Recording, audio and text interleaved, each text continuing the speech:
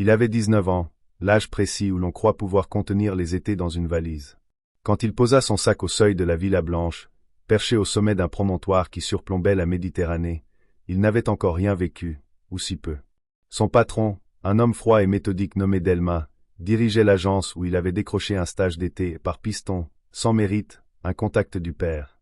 Il ne s'attendait à rien d'autre qu'à faire du café, classer des dossiers, jouer au larbin en silence. Mais le patron, curieusement, l'avait convié à passer les 2 mois d'été dans sa résidence secondaire, sous prétexte de l'assister sur un dossier en cours. En vérité, il ne voulait pas quitter la mer. La maison était grande, blanche, presque vide, noyée de lumière. Tout sentait le sel, la pierre tiède et les silences profonds. Le garçon s'y installa, docile, dans une petite chambre du rez-de-chaussée, avec vue sur un figuier noueux. Il ne comprit la nature exacte du piège que quelques jours plus tard, quand il la vit, elle, pour la première fois. Elle descendait l'escalier sans bruit, pieds nus sur le marbre, une robe beige flottant à ses hanches, un livre à la main. Elle s'appelait Louise, et elle était la femme du chef. Pas tout à fait jeune, pas vraiment vieille, une quarantaine douce, peut-être, mais le genre de femme qui ne regarde jamais personne dans les yeux, comme si elle habitait un autre monde. Elle ne le salua pas. Elle passa simplement dans le salon, poussa les volets, ouvrit la porte vitrée sur la terrasse, s'assit, et plongea dans son livre. Il resta figé, fasciné par son dos droit, son cou pâle, ses épaules nues. Ce fut comme cela tous les matins. Elle apparaissait, silencieuse, posait un disque sur le vieux tourne-disque, souvent du jazz, parfois du piano classique, et s'asseyait au même endroit. Elle ne parlait presque pas. Delma, lui, partait tôt, revenait tard, travaillait à l'étage. L'été, pourtant, se faisait lent, languide. Les journées s'étiraient.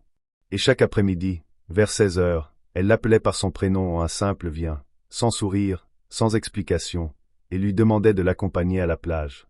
C'était une crique discrète, loin de tout. Il marchait en silence, 10 minutes à travers les pins, les sandales à la main. Elle portait toujours un grand chapeau de paille et une serviette roulée sous le bras. Arrivée sur le sable, elle s'asseyait, sortait son livre, parfois ses lunettes noires, et lui tendait la crème solaire sans un mot. Il s'exécutait, maladroit, les mains tremblantes. Elle ne disait rien. Pas de commentaires. Parfois, elle s'allongeait sur le ventre, dénouait le haut de son maillot. Il détournait les yeux. Elle fermait les siens. Le temps, alors, s'arrêtait. L'eau était tiède, presque trop. Les cigales chantaient jusqu'à l'étourdissement. Il n'osait pas parler. Il n'osait rien. Elle était là, à 2 pas, étrangère et pourtant obsédante, comme un rêve qu'on ne peut pas chasser. Les jours passaient. Une tension sourde s'installait. Il devinait dans ses gestes, dans la façon dont elle croisait les jambes, un jeu silencieux qu'il ne comprenait pas encore. Il observait ses gestes avec la minutie d'un funambule, guettant une faille, un sourire, un mot en trop. Mais elle restait impassible. Ce fut un soir, après le dîner, que tout bascula. Delma avait dû repartir en ville pour une réunion imprévue. Ils étaient seuls. Le garçon faisait semblant de lire dans le salon. Elle était sur la terrasse, un verre de vin à la main. La mer brillait sous la lune. Il la regardait par la vitre, le cœur battant, sans savoir s'il devait la rejoindre. Elle tourna la tête, lentement, comme si elle l'attendait. Il sortit, pieds nus, en silence. Elle ne dit rien. Elle lui tendit le verre. Ils le partagèrent. Puis elle le fixa, longuement. Et elle l'embrassa, sans avertissement. Un baiser précis, délicat, sans fièvre. Il crut s'effondrer. Il ferma les yeux. Il posa la main sur sa hanche. Le monde chavira. Ils restèrent là, longtemps, sans parler, front contre front. Puis une voix coupa l'air comme une gifle. Je vois qu'on profite de mon absence. Delma. Il était là, sur le pas de la porte, les bras croisés, le visage fermé. Il ne cria pas, il ne bougea pas, juste ce regard glacial, immense, plein de mépris. Le garçon recula. Louise ne bougea pas. Elle le regarda dans les yeux, droit. Pas une excuse, pas un mot. Delma les laissa là. Il tourna le dos, lentement, et rentra dans la maison. Le silence revint, plus lourd qu'un orage. Louise soupira. Il sait depuis longtemps que je suis ailleurs. Puis elle se leva. Elle rentra. Il resta seul sur la terrasse, les lèvres brûlantes, la peau glacée. Les jours suivants furent étranges. Le patron ne dit rien. Il ne renvoya pas le garçon. Mais il ne l'adressa plus un mot. Louise, elle, reprit ses habitudes, comme si de rien n'était. Les après-midi plages reprirent. Mais tout avait changé. Il y avait désormais une autre intimité entre eux. Des regards plus longs, des mains qui se frôlaient sous l'eau, des silences qui vibraient. Un après-midi, elle le prit par la main, dans la crique, et l'emmena dans une grotte naturelle à l'abri des regards. Ils s'embrassèrent longtemps, sans peur, sans honte. Il toucha son corps comme on touche une vérité cachée. Elle lui murmura des choses qu'il n'avait jamais entendues, des mots doux, anciens et douloureux. Il ne savait plus où il était, ni qui il était. Il ne savait que ceci, il l'aimait. Mais l'été avançait. Et un matin, Delma l'attendait dans le salon, une lettre à la main. « Tu rentres demain. » Pas de justification. Pas de colère. Juste un ordre. Le garçon obéit. Il fit sa valise. Il ne vit pas Louise. Elle resta enfermée dans sa chambre. Il laissa la maison blanche, le figuier, la mer, les après-midi brûlants. Dans le train du retour, il ne pleura pas. Mais il garda en lui l'odeur du sel sur sa peau, le goût du vin partagé, et le souvenir de ce baiser volé, sous la lune. Les années passèrent. Il ne revit jamais Delma. Ni Louise. Mais certains soirs, quand il entendait un vieux disque de jazz, il revoyait la Villa Blanche, la robe beige sur le marbre, le silence des après-midi, et cette phrase murmurée qu'il n'oublierait jamais. « Je suis ailleurs depuis longtemps. » Et il comprit, bien plus tard, que l'été des silences ne s'était jamais vraiment terminé.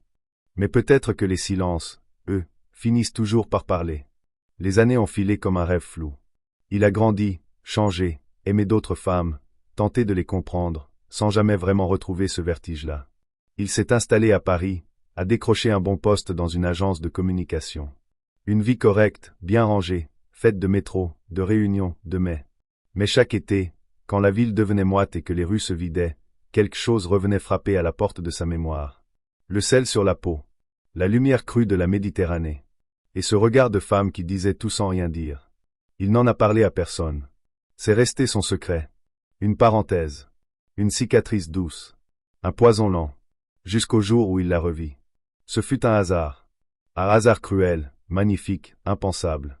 Il était invité à un vernissage dans une galerie du Marais, poussé par un collègue qui connaissait l'artiste. Il n'avait pas envie d'y aller. Il s'y rendit quand même.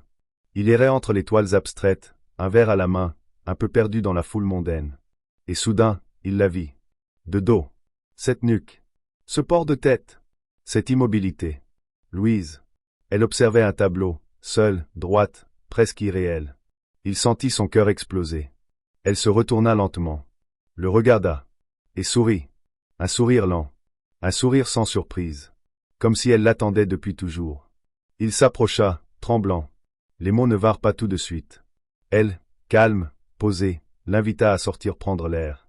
Ils marchèrent sous les réverbères, en silence d'abord. Puis elle parla. Son mari était mort. Depuis 3 ans. Un infarctus, dans son sommeil. Il est parti sans bruit. Comme il vivait. Elle ne porta pas de noir. Elle vendit la maison. Elle vécut un temps à l'étranger. Puis elle revint. Elle peignait, un peu. Elle enseignait. Elle marchait beaucoup. Elle l'avait reconnu tout de suite, dit-elle. Même avec la barbe, même avec les années. Tu n'as pas changé. Il rit doucement. Il lui dit qu'il pensait à elle. Elle ne répondit pas. Ils finirent la soirée dans un petit bar vide, à boire du vin rouge. Il la regardait comme on regarde un mirage qu'on n'ose pas toucher. Elle, posée, plus douce qu'avant, mais toujours un peu ailleurs. Il osa lui demander « Pourquoi moi, cet été-là » Elle leva les yeux vers lui, sans sourire. « Parce que tu écoutais les silences, et que j'étouffais dans les miens. » Il sentit une boule monter dans sa gorge. Il posa la main sur la sienne. Elle ne la retira pas.